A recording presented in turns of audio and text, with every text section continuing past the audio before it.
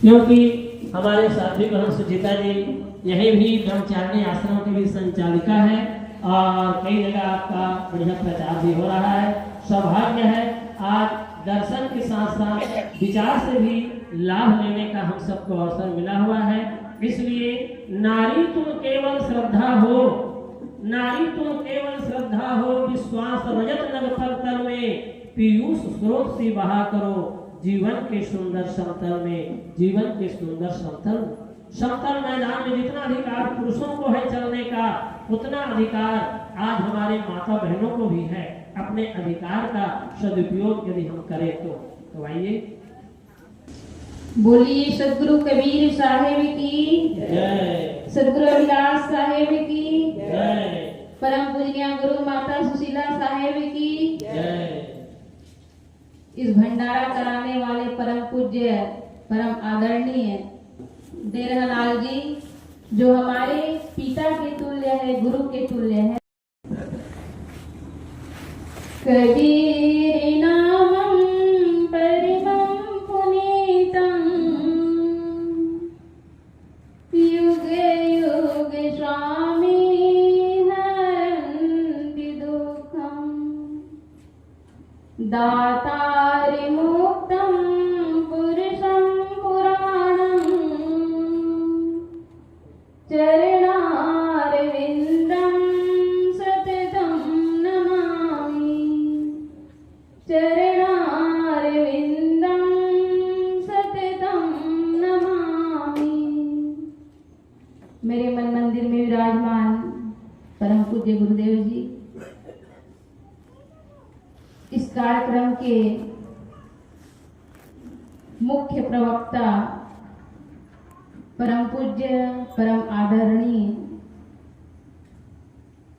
पूज्य जियनपुर अयोध्या कबीर आश्रम से पधारे हुए संत श्री परीक्षा साहेब जी, मुद मंगल में संत समाज, साध्वी समाज, निर्छिल की भक्त सज्जनों, भक्ति एवं शक्ति के स्रोत माता बहनों, आज इस पलारी ग्राम में ये सत्संग की गंगा बह रही है और इस सत्संग की गंगा बहाने वाले हमारे आदरणीय देरहा साहेब जी,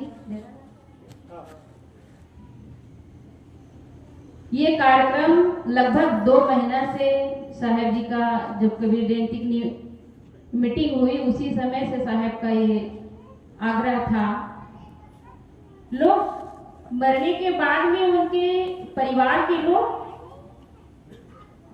क्या करते हैं, भंडारा करते हैं, लेकिन साहेब जी का विचार हुआ मैं जीते जी संतों के सत्संग एवं संतों को भंडारा और ग्रामवासियों को, आसपास के लोगों को सत्संग की एक गंगा बह जाए, ऐसे उनके मन में विचार। मरने के बाद संपत्ति का बंटवारा करते हैं, लेकिन इन्होंने असली संपत्ति बनाने का ये चयन किया।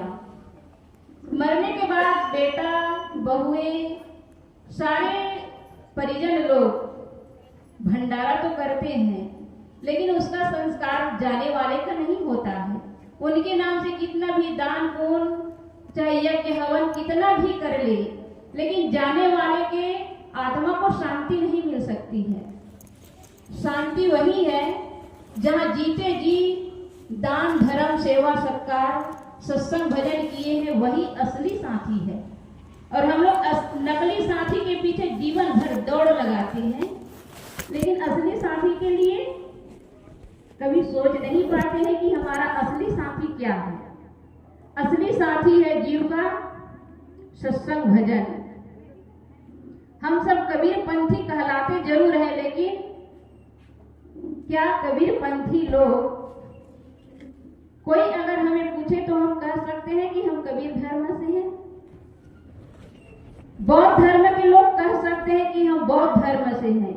सिख धर्म के लोग बोल सकते हैं कि मैं सिख धर्म से हूँ। जैन धर्म के लोग बोल सकते हैं। ऐसे 8 धर्म हैं, लेकिन क्या हम लोग इतने सारे कबीर पंथी होकर के नहीं है? हम सब हिंदू तो कहलाते हैं, लेकिन हिंदू के नाम पर देवी देवताओं के नाम पर पूजा किया जाता है।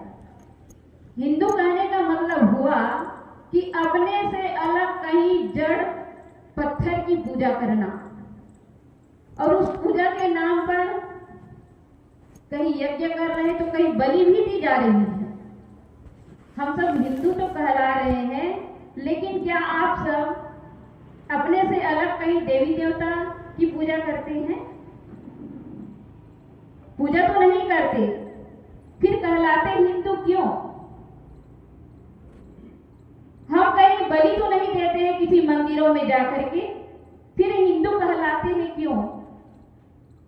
हिंदुस्तान में रहते इसलिए नहीं, हिंदुस्तान में रहने से ही हिंदू नहीं होता है। ये हिंदू एक प्रकार की गाली है, गाली। और किसने दिया है? इतिहास उठा करके देखिए, हम सब इतने सारे 35 करोड़, पूरे विश्व में 35 करोड़ कबीरपंथी हैं, लेकिन हम सरकार के कोष में ये नहीं कर पा रहे हैं कि हम कबीरपंथी गर्व से कह सकें,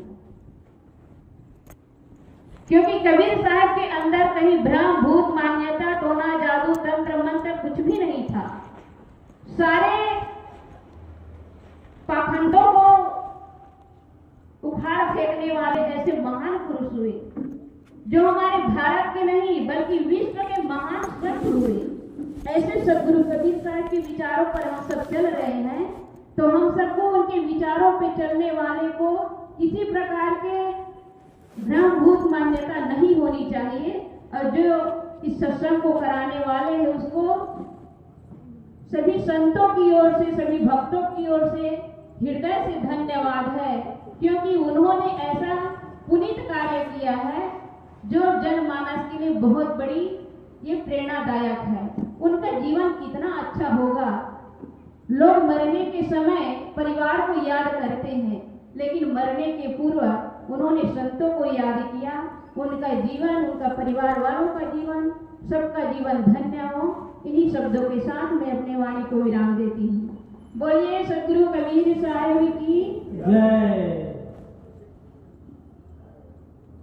मैं हिंदू के घर जन्मा, हिंदू कहलाया, मुसलमान के घर जन्मा, मुसलमान कहलाया, सिख यहूदी के घर जन्मा, सिख यहूदी कहलाया। मगर खेद है, इंसान के कोख से जन्मा मगर इंसान नहीं कहलाया, इंसान नहीं कहलाया, इंसान नहीं कहलाया। कितना बढ़िया विचार अभी हम लोग श्रवण कर रहे थे। सदगुरु कबीर साहब ने भी चुनौती दिया है, एक त्वचा हाड़ मलमूत्रा, एक रुधिर एक गुदा, एक बूंद से सृष्टि रचो है, वो ब्राह्मण को शूद्रा, वो ब्राह्मण को शूद्रा। बहुत सुंदर विचार श्रवण किए, ताली बजाओ है। बोलो सदगुरु कबीर साहेब की